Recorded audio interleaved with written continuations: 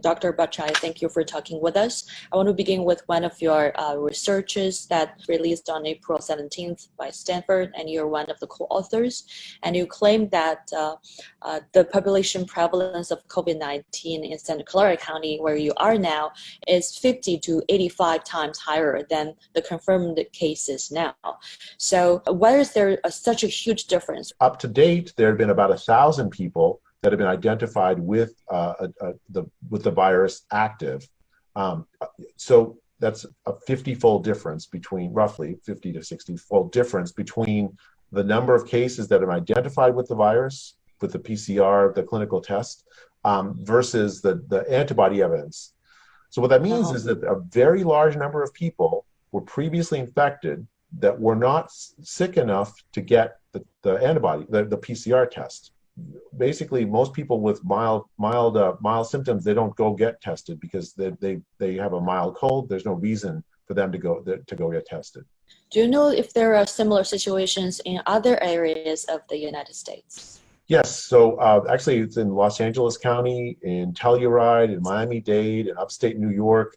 A whole bunch of other places find very, very similar results to Santa Clara County. About 3 to 4% prevalence, with about 30 to 50 times more cases in the antibody evidence than in the number of identified cases. But that's not just true in the United States. That's true in Kobe, Japan.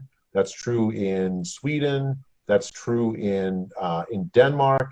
That's true in Germany. A whole series of antibody studies have found basically the same result. And what are the implications of these findings?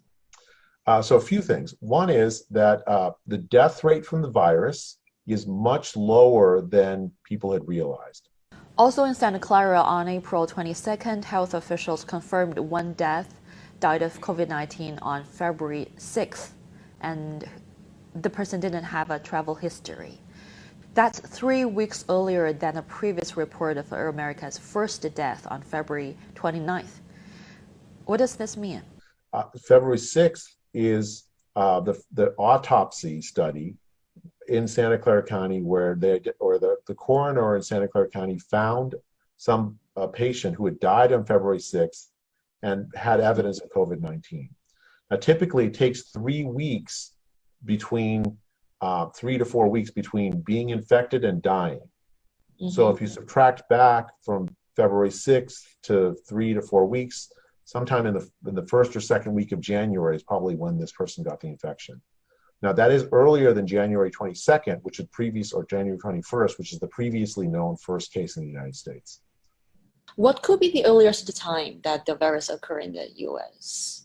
based on these findings? Based on this finding, I mean, it's hard to say exactly because we don't know exactly when he was infected, the gentleman who died on February 6th, but typically it takes between 3 to 4 weeks from infection to death.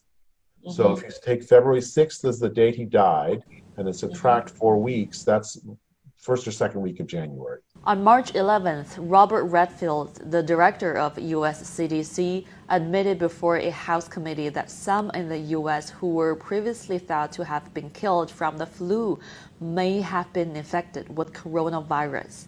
What do you think of that admission? I mean, it's hard to tell. Sometimes the viral pneumonia of the flu looks like the viral pneumonia that you get for COVID. It's possible. It's hard to say unless you have some direct evidence. Chinese scientists shared the genome sequences of the coronavirus with the world in a timely manner. How helpful was it for world scientists' research on the virus? I mean, I think the virus is only a few months old.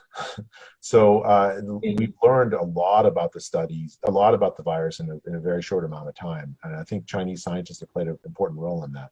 I mean, I think it's a worldwide effort to understand this virus. There's a lot we still don't know.